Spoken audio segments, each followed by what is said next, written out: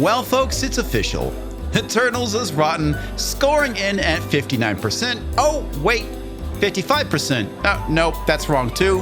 53%. And now that the movie's actually out, the critic score has dropped down to 47% with an audience score of 80%. I'm not sure what movie they saw, but it definitely wasn't the Eternals. The only thing I could see saving this movie is a miracle. That would be Disney going and paying off some people to inflate the positive reviews. But I don't see that happening. I don't know, maybe the Shield media dug deep and found some integrity. You serious? I don't see that happening either. Someone explain to me what the hell happened. Did the checks all bounce or something?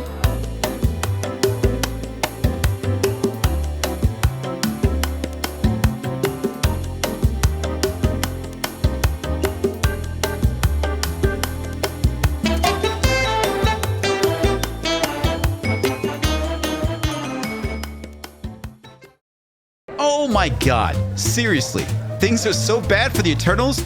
It is apparent that this movie is a certified dud. Things are so bad, in fact, that the Eternals producer doesn't think that there's going to be a sequel for it.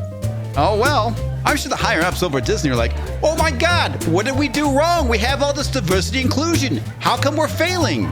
Well, maybe you should have thought about the story first. You know, the very reason why people actually go and pay money to go see a movie. The one thing I'm looking forward to is going and ripping into this movie on Thursday. 1 week later. Well, and now that the movie's out, I think I'd rather have a colonoscopy than go and talk about it. And the second best thing about it is I want to see the reaction of the Marvel stans. Oh, because you all know they're gonna go ape shit. How can you hate this movie? It's a triumph.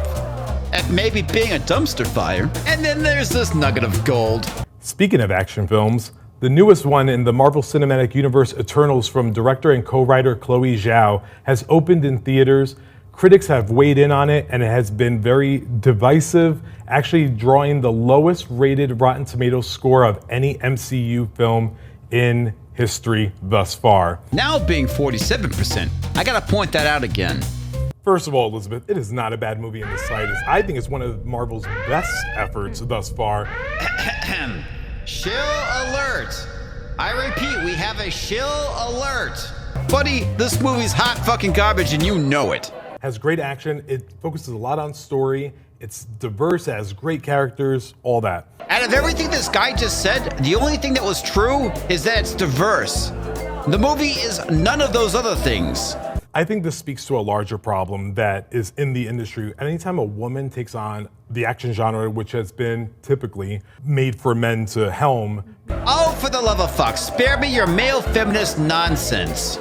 Ladies can suck at being directors too, just like their male counterparts. People come harder on that filmmaker when she takes it on. I think it's an issue that needs to be addressed because it does not draw that criticism that it's been receiving. I agree with you 100%. Right when you started talking about this, I said, imagine that. The film that is directed by a woman has the lowest score on Rotten Tomatoes. Not warranted. Not warranted, my ass. Now let's go and take a look at some of the top critic reviews. Christy Lemire, RobertEbert.com. A blockbuster of unusual, gentle beauty that also strains to fulfill the grandiose requirements of a massive action spectacle. 2 out of 4.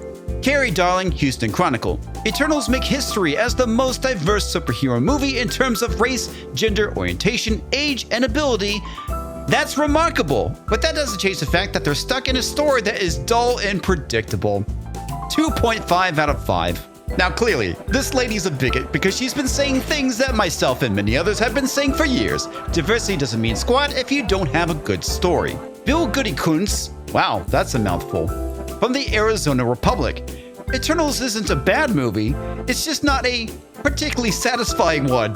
How could you call it good? How could you say that this movie is fresh if you're saying it's not satisfying? I mean, come on. It's scale proving untamable, even for Zhao.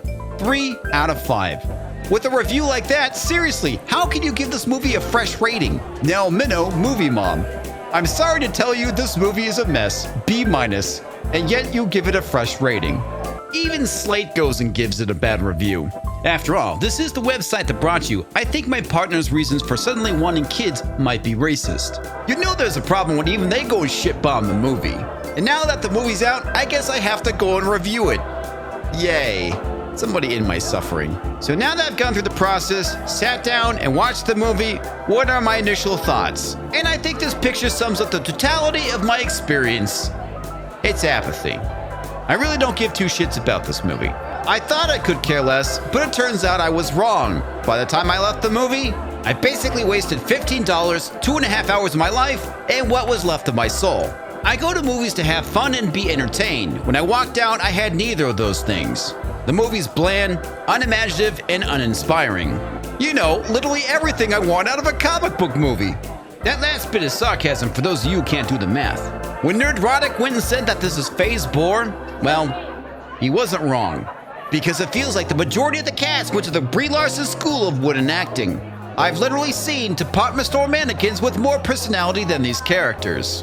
Oh, and the other thing worthy of note is the fact that this is the first Marvel movie to have a sex scene, and Gemma Chan looked just as bored as the audience.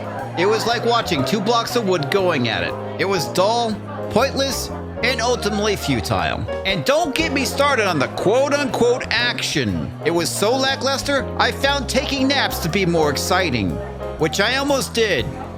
Twice. You know, the funny thing is, I never thought I'd live to see the day where I went to an action film and I thought to myself, I'm not dying of old age fast enough. That's how painful this movie is. Now, was there anything I actually liked about the movie? Yeah, there's actually two things. Sprite is the only character in the movie that has the closest thing that resembles a story arc. Granted, it's been done to death before. Basically, she's Claudia from Interview with a Vampire, an adult stuck in the body of a child. It's definitely something that could have been expanded on for sure and made more interesting. And another thing, apparently she has feelings for Icarus, but they have to explain that at the end because you don't see it in the movie at all. And that's another thing that this movie suffers from, is tell don't show, which is one of the cardinal sins of filmmaking. And the other character I liked, which funny enough is a very small bit character, was played by Harish Patel. He's basically the assistant to Kamal Nanjiani's character. The sad part is that he was actually more entertaining than any of the lead characters. That's a problem. Which brings me to the humor of the movie. There really wasn't any. I mean, there was, but none of the jokes landed for me. And when they did, it was actually by Harish Patel, a character with maybe a total of 10 minutes of screen time. That's a problem. People want to say that this movie is a love letter to Jack Kirby. Those people are wrong. What they actually did was dig up his corpse and fuck it in the ass. Repeatedly. If you're actually a Jack Kirby fan and like the Eternals, you're gonna hate this movie. As for the rest of us, you're gonna walk out of this film contemplating the failures of your life and feeling dumber as a result. So, how do I rate this movie? Well, I give it 3 strained eye rolls, a slightly bloated Stuckman, and an uncomfortable poke to the eye. If you're planning on seeing this movie, don't. Thanks for watching. Make sure to like, share, and comment, and subscribe if you're new to the channel. A huge thanks to all the Subscribe Star supporters. Without you, Comix Division would probably be crying in a corner somewhere. The big spenders: Roger the Shrubber, Toxic Manflu, and HMStix. I'm a sucker with a lot of dough, David Blair. Take my money, damn it, LDH27513, Dexidoodle, J.A.F.O, subscriber number 22F2C6C3, and that's 70Srockfan.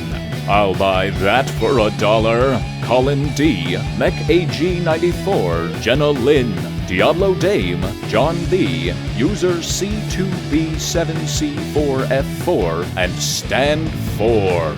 Thank you all for your support. You are awesome!